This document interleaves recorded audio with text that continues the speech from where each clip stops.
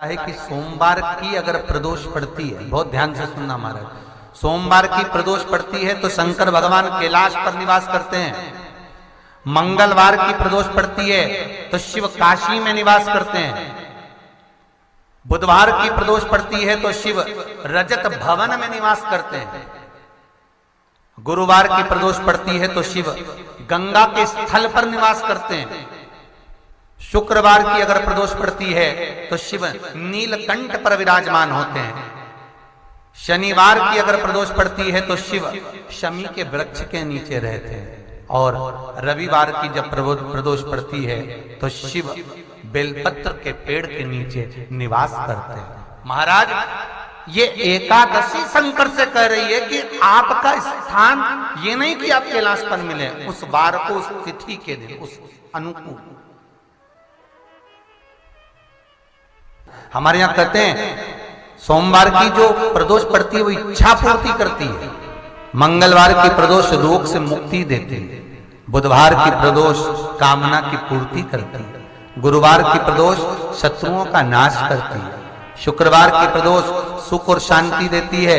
शनिवार की प्रदोष संतान का सुख देती है। और रविवार की प्रदोष जो काम दुनिया में कोई नहीं कर सकता वो अचूक फल की प्राप्ति रविवार की प्रदोष करा देती है। महाराज, ऐसी प्रदोषों का नियम वर्णन किया चाहिए। भगवान कहते ठीक है, तू थोड़ी देर खड़ी हो।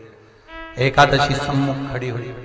पार्वती जी ने जिस अंगुष्ठ का जल पीने के लिए लिया था हाथ में, बस पीने ही वाली थी, शंकर भगवान ने वही हाथ में जल लेकर एकादशी के हाथ में उसको देकर कहा, ले, ये मेरे द्वारा निर्मित एक व्रत है जिसे त्रयोदशी के दिन तूने मांगा है, मैं तुझे देता हूं। आज इस व्रत का फल मैं तुझे प्रदान करता हूं। अब तू जिस जीवात्मा को लेकर जाएगी उसका पाप प्रबल नहीं होगा। किसी स्त्री, पुरुष, बालक, बुजुर्ग जो भी होगा जिसने प्रदोष का व्रत करा होगा वो जीवात्मा को तू किसी फल की कामना से नहीं, स्वतः ही लेकर चली जाए।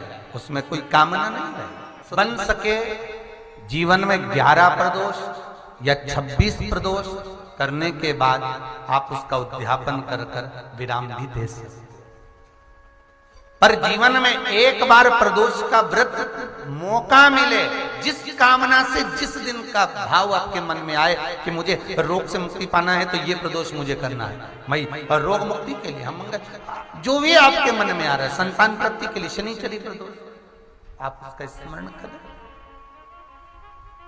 फिर लिखा शिव महापुराण में, बड़ा सुंदर लिखा वेदव्यास जी ने, मान लो आप प्रदोष का व्रत नहीं कर सकते, आप अगर व्रत नहीं कर सकते तो प्रदोष के दिन, प्रदोष काल में शाम का समय, सूर्यास्त का कुछ पल, कुछ घड़ी के पहले से लेकर बाद तक का प्रदोष काल के अंतर्गत आप शंकर जी के मंदिर में जाकर 1 लोटा पानी, 5 बेलपत्र भी अगर समर्पित करते हैं तो संपूर्ण प्रदोष का फल आपके भाग्य में प्रबल हो जाए। शिव महापुराण में इस प्रयास करना, जब जब जिस महीने में जो प्रदोष पड़ा करे, जब प्रदोष पड़े, बन सके 1 बेलपत्र, बन सके 5 बेलपत्र, शमी पत्र, हरा मूंग बेलपत्र, एक कलश के अंदर थोड़ा सा पानी लेकर 1 बेलपत्र, हरा मूंग, शमी पत्र डालकर और उसमें थोड़ा सा गुड़ डालकर भगवान शिव का स्मरण कर कर प्रदोष काल में, मान लो कोई काम आपका बहुत जरूरी है, बहुत दिनों से आप थक गए हैं, नहीं हो रहा, कर्जा बढ़ रहा है, धन नहीं आ रहा, व्यापार नहीं चढ़ रहा, या कोई समस्या बहुत प्रबल है, कोई एग्जाम में बैठ रहे हो, नहीं हो रहा, परीक्षा भी दे दी है, रिजल्ट आने ही वाला है, तो भी प्रदोष काल में, प्रदोष के समय वो जल, मूंग, समीपत्र और बेलपत्र और गुड़ का शंकर के शिवलिंग को समर्पित करना प्रारंभ कर दो। 2 या 3 प्रदोष करोगे, बाबा आपकी मनोकामना शीघ्र पूर्ण कर देगा। 2 या 3 करोगे, बाबा करेगा। प्रदोष व्रत का नियम जो आप ले रहे हैं, प्रदोष व्रत को जो आप श्रवण कर रहे हैं उसको जरा ध्यान से सुनिएगा। सबसे पहले स्नान ब्रह्म मुहूर्त का, सुबह का, उसके बाद में फिर आसन पर बैठकर भगवान की भक्ति को धारण करना, शंकर का अनुमोदन करना, शिव भक्ति में डूबे रहना, शंकर का स्मरण करना, शंकर के नाम का स्मरण करते रहना। ये प्रदोष का मूल तत्व। महाराज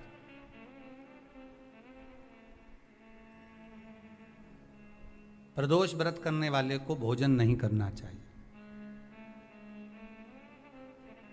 ध्यान दीजिएगा। फलाहार करो, उसमें भी नमक का सेवन मत करो। प्रदोष व्रत में नमक का सेवन वर्जित होता है। कारण क्या कारण होता है? उसका एक कारण माना गया नमक की वर्जितता। जिस समय पर एक नगर में एक ब्राह्मणी रहती थी, बहुत भाव से सुनिएगा, प्रदोष व्रत नमक को त्यागने का भाव। प्रदोष व्रत की किताब में भी मिल जाएगा आपको, आप पढ़ेंगे तो सुना होगा आपने। एक ब्राह्मणी रहती थी एक नगर में, उसका पति नहीं था। छोटा सा बालक एक साथ में रहता, छोटा सा बालक।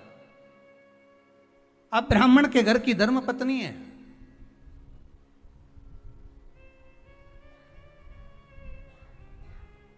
ब्राह्मण कर्मकांड करने वाला, पूजन करने वाला, पाठ करने वाला, अनुष्ठान करने वाला, पूजन करने वाला, मंत्र जाप करने वाला, भगवत भक्ति में डूबने वाला। ब्राह्मण तो चले गया, ब्राह्मणी बच्चे के साथ रह रही। क्या करे वो? अकेली निवास कर रही,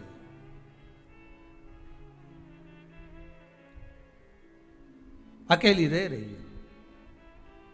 और ब्राह्मणी बच्चे के साथ भ्रमण करती रहती, घूमती।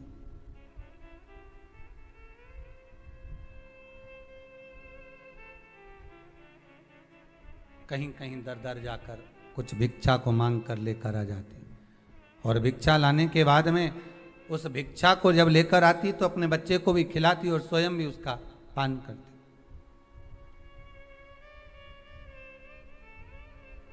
एक दिन ब्राह्मणी भ्रमण करते करते प्रदोष काल के समय पर शिव मंदिर में प्रवेश करी। प्रदोष काल के समय पर, और शंकर मंदिर में जब प्रवेश करा, प्रदोष काल किसको कहते हैं? सूर्य अस्त हो रहा हो, रात्रि प्रवेश कर रही हो, दोनों का जब मिलन हो रहा हो, वो प्रदोष काल कहलाता। दोनों का जब मिलन हो रहा, सूर्यास्त हो रहा हो, रात्रि अपना चरण बढ़ाने के लिए आगे बढ़ रही हो, और दोनों का जब मिलन हो रहा है, वो प्रदोष काल है, वो प्रदोष का समय है।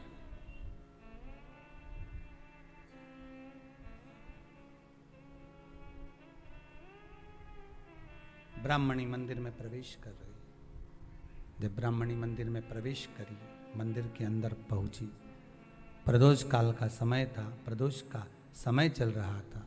और प्रदोष काल के उस समय में, प्रदोष काल के उस समय में जब ब्राह्मणी ने देखा कि कोई भगवान की भक्ति में लगा हुआ है, भगवान के रस तत्व में डूबा हुआ है। आज ब्राह्मणी के पास में कुछ पदार्थ नहीं है, अपने बच्चे का पेट भरने के लिए कोई सामग्री नहीं है, और कुछ आस लेके वो प्रवेश करी है, कुछ आस लेकर वो अंदर प्रवेश कर जाती है।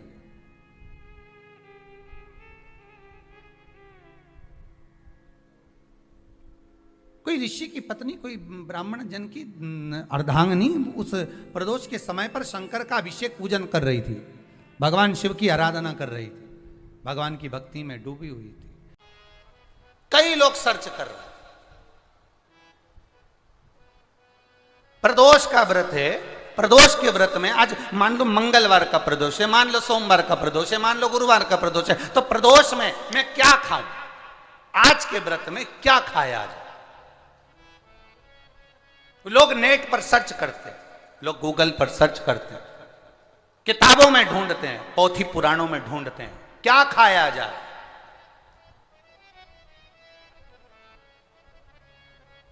हम क्या खाएं जिससे भगवान हमारे व्रत को स्वीकार करे और हमारे व्रत को स्वीकार करे और हमें दर्शन दे। हम क्या खाएं?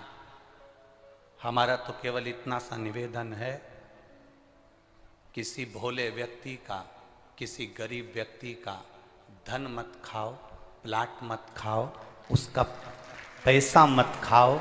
अगर तुमने उसका प्लाट नहीं खाया, उसका पैसा नहीं खाया, उस गरीब व्यक्ति का, उस भोले व्यक्ति को तुमने धोखा देकर कुछ अगर खा लिया तो समझ लो कि भगवान तुम्हें माफ नहीं करेगा। तुम कुछ खाओ चाहे मत खाओ, पर किसी सीधे, किसी भोले और किसी गरीब व्यक्ति का हक मत खाओ, तुम्हें व्रत का फल मिल जाए,